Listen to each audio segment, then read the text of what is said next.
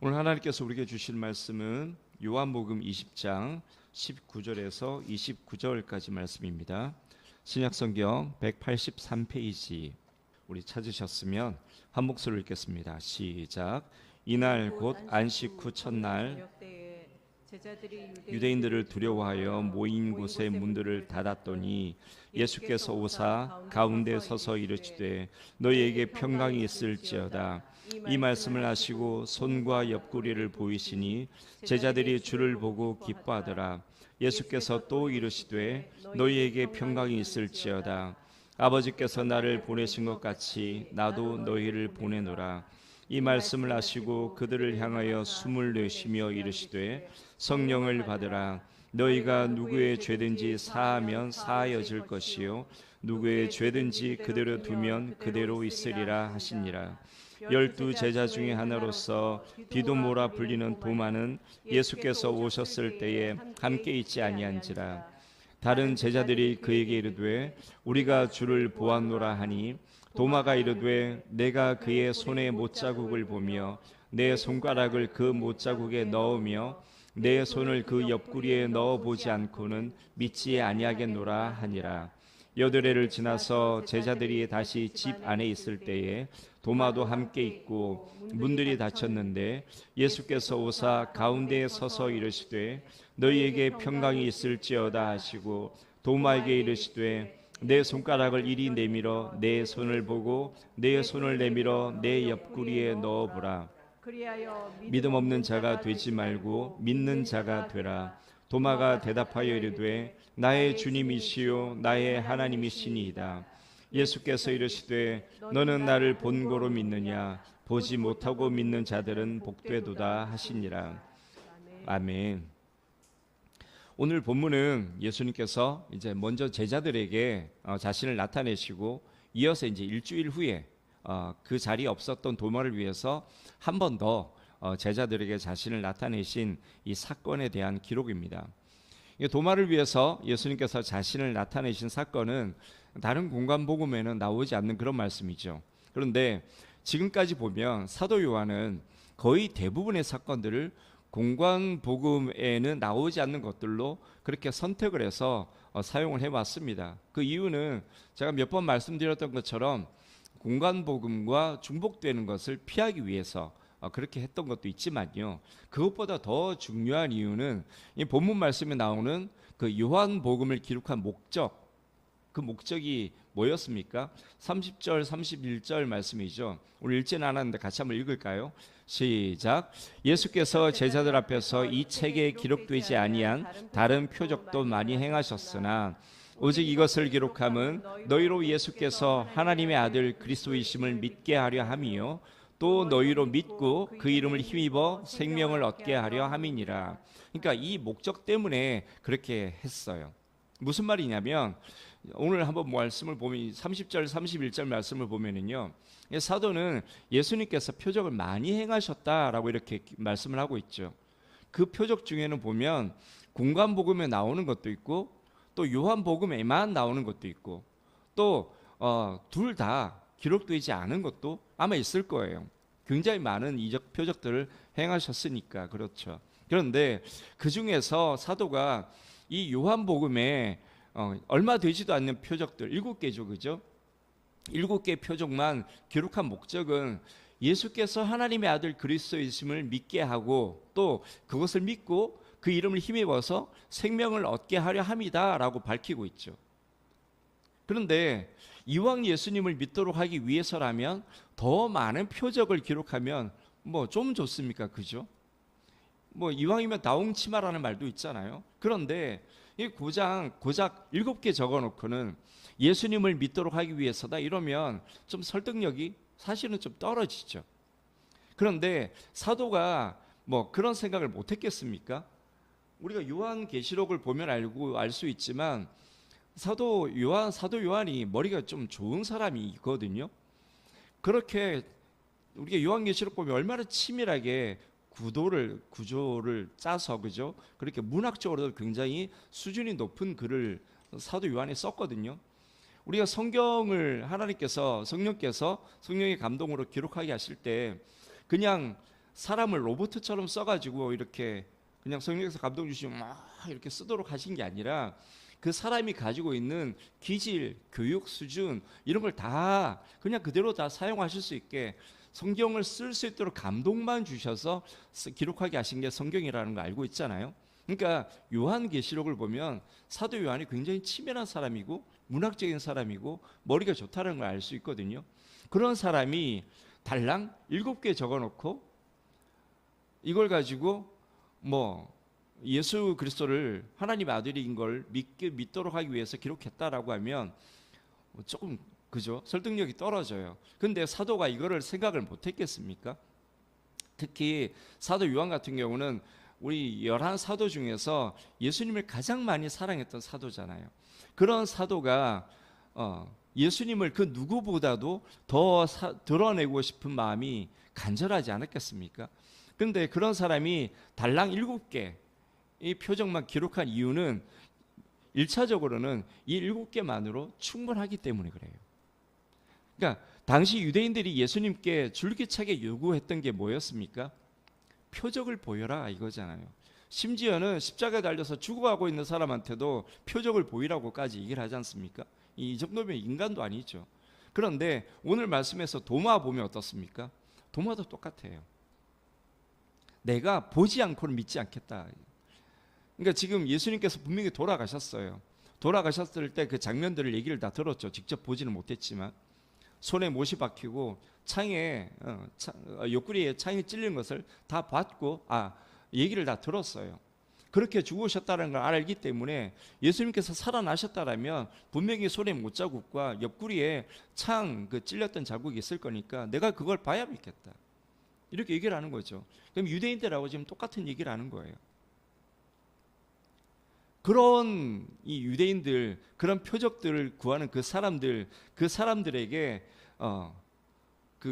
이 사도 요한이 달랑 7개 이 표적을 딱 적어놓고서는 예수님이 하나님의 아들이시다라는 것을 믿도록 하겠다라고 하는 것은 이 사도가 의도하고 있는 거예요. 뭐냐면 이렇게 표적을 요구하는 사람들에게는 그 어떠한 것을 줘도 믿지 않는다라는 것을 사도가 지금 얘기를 간접적으로 하고 있는 거예요.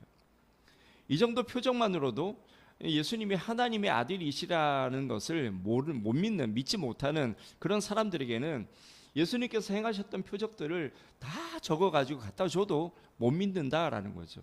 우리가 누가복음 16장에 나사로 이야기 잘 아시죠? 나사로가 아브라함의 품에 이렇게 안겨 있는 것을 부자가 딱 보고 나서는 뭐라고 그럽니까? 저 나사로를 우리 집으로, 우리 형제들 집으로 좀 보내달라고 그렇게 얘기를 하죠. 그러니까 아브라함이 뭐라고 그래요? 괜찮다. 선지자와 그리고 모세가 있으니까 선지자와 모세가 있으니까 뭐 그들을 통해서 말씀을 들을 것이다라고 얘기를 해요. 모세가 누군지를 아시죠? 성경. 예. 성경이고 선지자들이 있을 거니까 그걸 통해서도 충분하다. 그것만 가지고도. 그러니까 괜찮다라고 얘기를 하거든요. 이제 이 말이 무슨 말씀이냐면 성경과 선지자가 있는데도 복음을 받아들이지 않으면 나사로가 가도 아무 소용이 없다라는 거예요. 나사로가 아니라 아마 이 아브라함이 직접 가도 상관이 아무 소용이 없을 거예요. 지금 그 얘기를 하고 있는 거거든요. 지금 사도가 말씀하고 있는 것도 똑같은 거예요. 말씀이 있고 말씀을 전하고 그런 선지자들이 있으니 그들이 그것을 통해서 듣지 않으면 뭐 아브라함이 가도 상관이 없다라는, 아무 소용이 없다라는 것과 오늘 이 표적 7개만 사용해도 충분하다는 이 말이 똑같은 말인 거예요. 오늘 말씀을 보면은요, 사도가 이 요한복음을 기록한 목적을 다시 한번 확인을 할 수 있어요. 오늘 본문에서. 특히 사도가 오늘 말씀을 하고 나서 바로 그 뒤에 이어서 요한복음을 기록한 목적을 딱 이렇게 표시하고 보여주고 있지 않습니까? 본문에서 이 말씀 딱 끝에 이렇게 요한복음을 기록하는 의도를, 목적을 기록하고 있는 것은 사도가 오늘 본문에서도 이 요한복음을 기록한 목적을 우리에게 말씀하고 있다라는 것을 의도적으로 지금 표현을 하고 있는 거예요. 오늘 말씀에서 제자들을 보면 어떻습니까? 한번 제자들 보십시오. 분명히 사도는 제자들이 예수님께서 잡히기 직전에는 예수님이 누구신지를 믿었다라고 기록을 하고 있었죠. 그런데 본문을 보면 어떻습니까? 어디를 봐도 예수님을 믿는 성도의 모습은 전혀 찾아볼 수가 없어요. 사도는 성도들이 예수님께서 하나님의 아들 그리스도이심을 믿게 하고 또 그 이름을 힘입어서 생명을 얻게 하려고 요한복음을 적고 있거든요. 그런데 정작 제자들의 모습을 보면 이제 요한복음이 거의 끝나가지 않습니까? 거의 끝나가는 마당인데도 불신앙의 모습을 보이고 있다라는 거예요. 성도들이 요한복음을 쫙 읽어오면서 예수님이 이제 누군지 확인을 했습니다. 그리고 슬슬 이제 믿음이 생길 것 같아요. 그런데 그만 오늘 이 본문 말씀에 딱 와서는 믿음이 확 달아나 버릴 것 같은 그런 느낌이 들지 않습니까? 여기까지만 보면 사도의 의도와는 전혀 다른 전개처럼 보여요. 그죠? 하지만 이것 역시도 사도의 의도예요. 일부러 이런 불신앙적인 모습, 약한 모습을 의도적으로 보여주고 있는 거예요. 무슨 말이냐면 이런 불신앙적인 신앙을 가졌다가 신앙을 잃어버렸던 사람들을 다시 신앙을 회복하게 만드는 게 누구다? 예수 그리스도시다. 근데 그 예수가 어떤 예수시냐고요? 부활하신 예수. 그리고 이 도마 같은 유대인들과 같은 그런 신앙 수준을 가지고 있는 이런 성도들조차도 변화시키는 그런 능력을 예수 그리스도가 가지고 계시다. 근데 그 예수는 부활하신 예수시다. 이 얘기를 하고 있는 거예요. 우리는 모르지만 당시 유대인들 가운데는 전승이 있었거든요. 그 전승이 뭐냐면 이 도마 같은 사람도 결국에는 순교의 제물이 되었다라는 전승까지 있어요. 성경에는 나오지 않아요.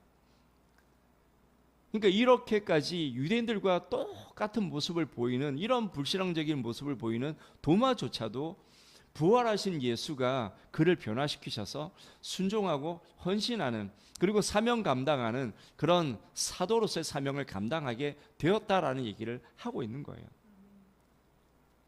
여기에 사도가 요한복음을 기록하고 있는 중요한 교훈들이 모두 함축되어 있는 거죠. 그래서 사도는 오늘 본문 말씀 끝에 요한복음 말씀을 기록한 목적을 기록하고 있는 거예요. 이 본문 말씀에서 사도는요, 이 모든 상황을 한눈에 담을 수 있는 핵심 단어 하나를 공통적으로 사용하고 있어요. 그 단어가 뭐냐면 바로 닫혔다라는 단어예요.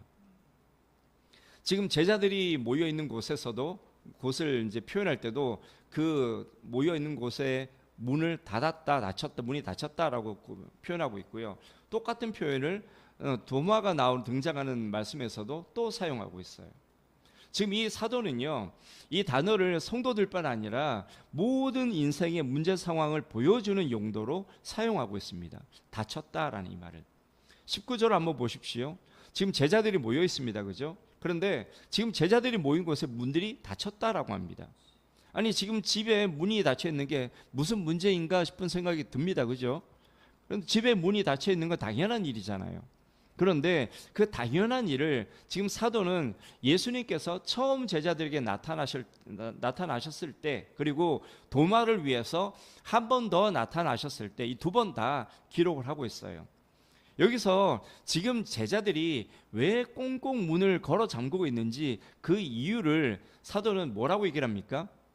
유대 종교 지도자들이 두려웠기 때문이다 라고 얘기를 하고 있죠. 예수님이 잡히실 때도 예수님을 버리고 도망쳤던 이 제자들이 문을 걸어 잠그고 숨어 있는 건 어쩌면 당연한 일이거든요.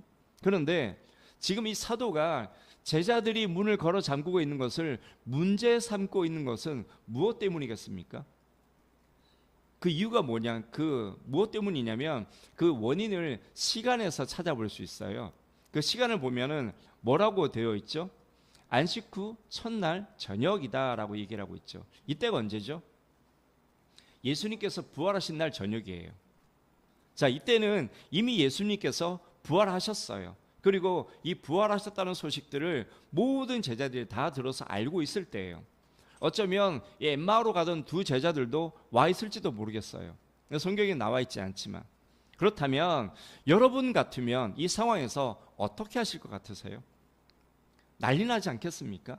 평소에 예수님을 따랐던 사람들을 찾아다니면서 진짜 일일이 찾아다니지 않겠어요? 그러면서 예수님께서 다시 살아나셨다는 소식을 전하느라고 아마 정신이 없을 거예요. 이것보다 더 기쁜 소식이 어디 있습니까? 주님께서 잡히실 때야 인간적인 두려움이 너무 크니까 그냥 순간 이성을 잃어버리고 예수님을 버리고 도망칠 수 있어요. 우리 두려움이 너무 크면 그럴 수도 있거든요. 그런데 정신 차리고 나서 어떻을 것 같습니까? 내가 내 스승을 배신했네. 예수님이 메시아라는 걸 이 사람들 알고 있었잖아요. 그 메시아를 배신했네. 마지막 때는 예수님이 누구신지도 다 알았지 않습니까?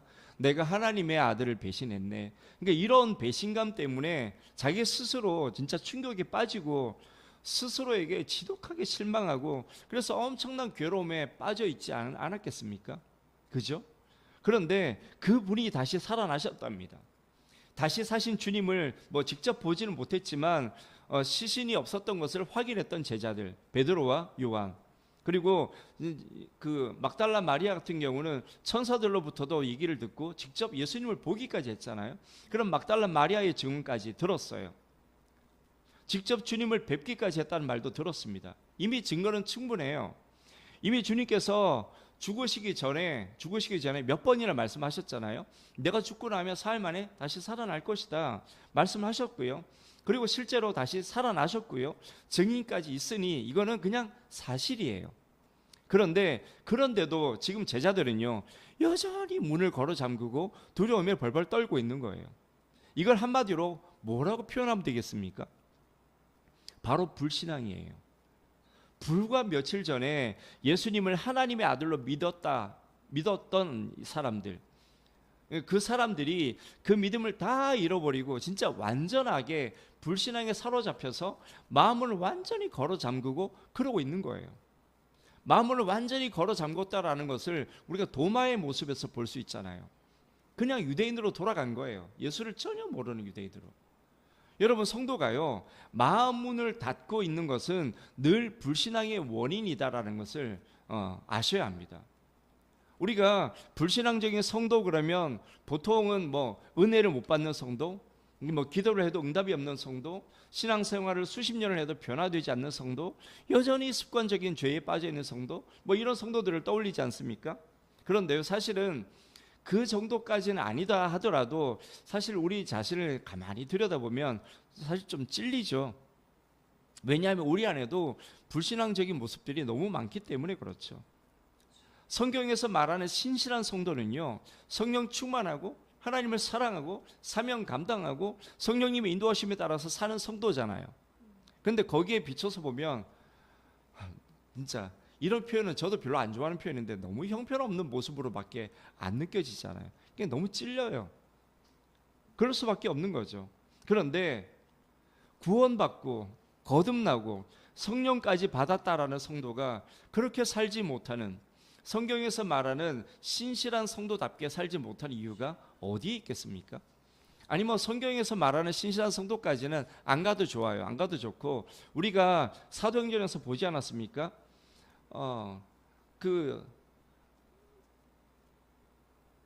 마가다락방이라고 얘기를 할게요. 마가다락방에서 성령의 임재를 받고 나서 그 이후에 초대교회 성도들의 삶을 보면 어떻습니까? 진짜 성령 충만이 이런 모습이구나라는 것을 우리가 알 수 있잖아요. 그리고 초대교회 순교자들의 신앙 우리가 알고 있지 않습니까? 그런 신앙만큼도 우리는 살아내지를 못하고 있잖아요. 그렇게 살아내지 못한 이유가 어디에 있습니까? 그 이유가 어디 있냐면 바로 자기 마음을 걸어 잠궜기 때문에 그래요. 사람이 왜 문을 걸어 잠그죠? 이유가 두 가지밖에 없잖아요. 하나는 나를 보호하기 위해서, 그죠? 그리고 또 하나는 나만의 공간을 확보하기 위해서 문을 잠그지 않습니까? 우리가 집 문을 잠그든지 아니면 방문을 잠그는 이유가 이거 두 가지 말고 다른 이유가 있습니까? 없어요. 오늘 제자들도요, 유대인이 두려워서 문을 잠그고 있다라고 지금 얘기를 하고 있지 않습니까? 거기에 더해서 자기 공간을 확보하기 위해서 문을 걸어 잠그기도 한다라는 건데요. 좋다 이거예요. 유대인이 무서워서 문을 걸어 잠근 것까지는 우리가 이해할 수 있습니다. 그리고 자기 공간이 사실은 필요하기도 해요. 자기 공간가 필요합니다. 성도에게도요. 특히 주님 같은 경우는 바울 사도 같은 경우는 기도를 위해서는 따로 시간을 내고 공간을 마련하라고까지 얘기를 하지 않습니까? 자기 개인 공간이 필요하긴 해요. 그런데 주님을 향한 마음까지 걸어 잠궈서는 안 된다라는 거예요. 지금 제자들의 상태는 어떻습니까? 유대인이 너무 두렵다 보니까 자기 마음까지 꽁꽁 걸어 잠궈 버렸어요. 그러고 나니까 어떻게 되죠? 자기 마음을 꽁꽁 잠궈 버리고 나니까 예수님께서 말씀하셨던 것도 기억이 안 나고요.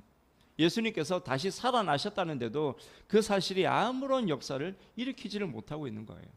그냥 죽은 믿음이 되어버린 거고요. 성령의 역사까지도 죽어버린 거고요. 성취되어서 사실이 되어버린 그 성령의 역사까지도 그냥 무력하게 되어버린 거예요. 여러분, 사도행전에서 초대교회 성도들의 신앙이 어땠는지, 그리고 성령께서 그런 성도들을 통해서 어떻게 역사하셨는지 우리가 분명히 알고 있지 않습니까? 그런데 그런 성령의 역사는 다 어디로 가고, 그런 초대교회 성도들의 순교의 신앙은 다 어디로 갔습니까? 전부 다 방 안에 가둬놓고 꽁꽁 걸어 잠궈놨어요. 우리에게도 그런 신앙이 있습니다, 여러분. 우리에게도 있는데 그 신앙을 그냥 쫙 구석에 방 안에 넣어놓고 그냥 걸어 잠궈놨어요. 왜요? 지금 제자들과 똑같은 이유 때문에 그래요. 세상이 두려워요. 내가 그리스도인이라는 게 들통나서 따돌림 당하는 게 두렵고요. 괜히 그리스도인이라는 게 알려졌다가 불이익이 있을까 봐 두렵고요. 그래도 이건 좀 애교로 봐줄 수 있죠. 어떤 사람은 자기가 기독교인인 거 알려졌다가 세상을 즐기는데 방해가 될까 봐 그걸 두려워하는 사람도 있어요. 있습니다, 여러분. 저도 그랬어요. 그리고 하나님이 괜히 내 삶에 개입해서 멀쩡한 삶을 뒤흔들어 놓을까 봐 그것도 두려워요. 그냥 평범하게 종교 생활을 하면서 자기 만족하면서 그렇게 살고 싶은데 강요받는 신앙생활도 귀찮기만 해요. 거기다 하나 더 더하면 괜히 유별스럽게 신앙생활했다가 누가 옆에서 뭐라 그러죠?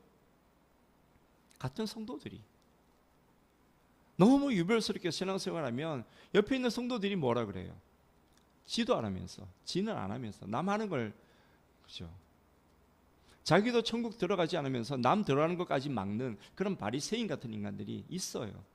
그러니까 그런 사람들이 두려운 거예요. 그래서 그냥 저기 구석에 넣어놓고는 문을 꽁꽁 닫아 걸어 놓은 거죠.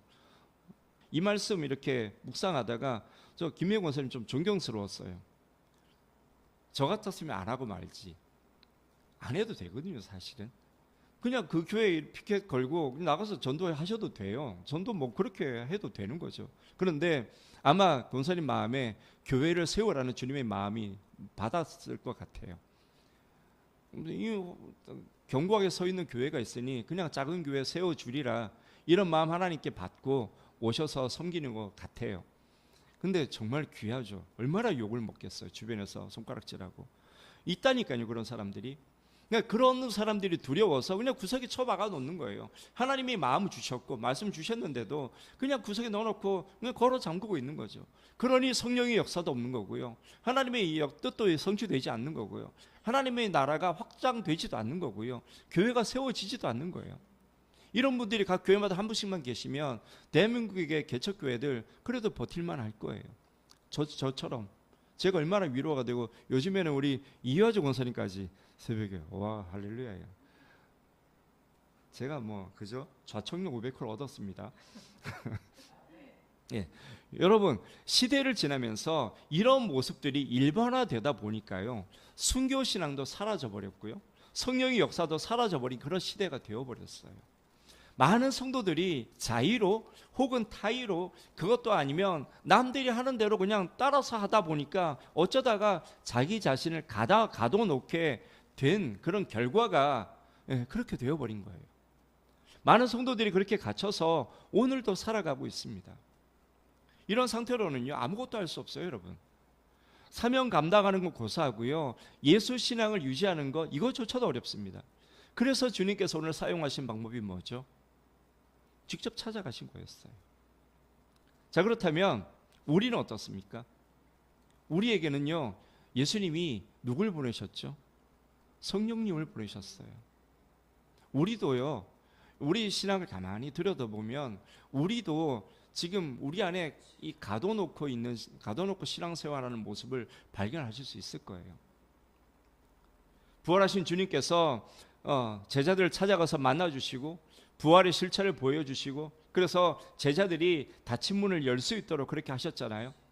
그렇게 그들의 신앙을 회복하고 사명 감당하게 되는데요. 지금 이 시대에 우리에게 필요한 것은 교회가 교회다워지는 것이고 성도가 성도다워지는 것 아닙니까? 여러분, 그렇게 되기 위해서요, 이제 닫힌 문을 열어야 합니다. 예배의 문을 열어야 되고요, 기도의 문 열어야 되고요, 은혜의 문, 전도의 문, 성령의 문 다 열어야 돼요. 기도의 문을 열어야 응답이 있을 것 아닙니까? 예배의 문을 열어야지 하나님의 임재가 있을 거잖아요. 이 은혜의 문을 열어야지 은혜가 임할 것 아니겠습니까? 전도의 문을 열어야 생명의 문도 열리고 구원의 문이 열리는 것 아니겠어요? 우리가 백날 하나님 우리 앞에 문을 열어 주십시오 기도를 해도요, 우리가 기도 자리에 나아가지도 않고 예배의 문을 열지도 않고 은혜의 문을 열지도 않고 전도의 문을 열지도 않는데 하나님이 이 문을 열어놔 봐야 그 문이 열리냐고요. 우리 쪽에서 문을 열어야 되는 겁니다. 그런데 그 문은 우리가 스스로 열 수가 없죠. 우리가 문을 열 수 있는 능력도 없을 뿐만 아니라 우리가 다 갇혀 있다라는 이 자체도 자각하지를 못하기 때문에 그래요. 그래서 성령을 우리에게 주신 거예요. 성령께서 깨닫게 해주셔야 하고 도와주셔야 하기 때문에 그런 거죠. 지금까지 우리가 기도를 하고 은혜를 구하고 복음을 외치지 않고 그랬던 건 아니에요. 기도했습니다. 은혜도 구하고 복음을 외쳤어요. 그런데 문제는 지금까지 우리는 문을 닫아 놓은 채로 그렇게 했다라는 거예요. 문을 닫아 놓은 채로 기도 백날 한 거고요, 문을 닫아 놓은 채로 은혜 달라고 했던 거고요, 문을 닫아 놓은 채로 복음을 외쳤던 거예요. 아니, 문을 닫아 놓고 복음을 외치는데 누가 듣습니까? 하나님께서 폭포수와 같이 은혜를 부어주셔도 내가 문을 닫고 있는데 그 폭포수가 한 방울이라도 들어옵니까? 우리가 닫아놓은 문은 굉장히 견고한 문이잖아요. 심지어 하나님께서 우리의 기도 소리조차 듣지 못하시도록 막아버리는 굉장히 견고한 문이 우리의 문이거든요. 주님도 못 들어와요. 이거는 성령님도 못 열어요. 이거 우리가 열어야 되는 거예요. 그런데 우리는 깨닫지도 못해 닫혀있다는 사실을. 그래서 성령께서 주님께서 밖에서 문을 두드리시죠. 좀 열어라 좀. 그래야지 은혜도 주시고 생명도 주시고 하나님께서 예비하신 그 놀라운 복들을 다 주실 것 아닙니까? 지금까지 우리가 했지만 누리지 못했던 것, 얻지 못했던 것은 우리가 문을 닫아 놓았기 때문에 그런 거거든요. 기도 응답도요, 은혜도, 하나님의 임재도, 영혼 구원도 모두 문 너머에 있습니다. 그곳에 구원이 있고 생명이 있고 참된 복이 있는 거예요. 여러분 앞에 굳게 닫힌 문은 어떤 거죠? 뭐가 여러분의 기도를 막고 있습니까? 뭐가 여러분의 은혜를 막고 있고 예배를 막고 있고 복음의 문을 막고 있습니까? 주변의 시선입니까? 아니면 의심 때문입니까? 그것도 아니면 죄책감 때문입니까? 아니면 게으름 때문입니까? 그것도 아니면 여러분이 지금까지 가지고 있던 잘못된 편견 때문입니까? 뭐가 됐든지 이제는 열어야 돼요. 우리는 때로 이 도마처럼 마음을 꽁꽁 닫아놓고 결코 열지 않겠다라는 그런 고집을 부리기도 합니다. 우리가 여전히 문을 열지 못하고 있는 이유는요, 주님을 만나지 못했기 때문에 그래요. 아무리 그렇게 고집을 부려도 주님을 만나면 열 수밖에 없어요. 다른 건 몰라도 성경이 말씀하시고 이 성령께서 말씀하시는 것에는 우리 모든 것 다 내려놓고 일단 순종부터 하시고 문을 좀 여시기 바랍니다. 그렇게 할 때 성령의 역사가 시작이 돼요. 우리 안에 편견이 있을 수도 있습니다. 그리고 우리 안에 체면이라든지 이런 것도 있을 수 있어요. 여러 가지 이유들이 우리의 마음 문을 닫아 걸게 그렇게 만들 수 있지만요, 우리 이제는 문을 열어야 합니다, 여러분. 지금까지처럼 그렇게 문을 꽁꽁 닫아놓고 어디 스파이 신앙생활하는 것처럼 그렇게 신앙생활 하시면 안 돼요. 이제는 문 열어야 돼요. 활짝 열고서 복음을 외쳐야 되는 거고 활짝 열고서 예배를 드려야 합니다. 그래야지 하나님의 임재가 우리 삶 가운데 있는 거고요, 예배 가운데 있는 거고요, 은혜가 부어지는 거예요. 그래야지 우리가 하나님께서 우리에게 주시는 그 놀라운 복들을 그리고 사명 감당을 할 수 있게 되는 거예요. 그곳에 푸른 초장이 있는 거고요. 쉴 만한 물가가 있는 거고요. 문을 딱 열고 나갔을 때 거기에 우리 주님께서, 날 사랑하신 그 주님께서 떡하니 기다리고 계실 줄 믿습니다. 우리 오늘부터 우리 성령님을 의지해서 성령께서 말씀하실 때마다 순종하여서 문을 여십시다.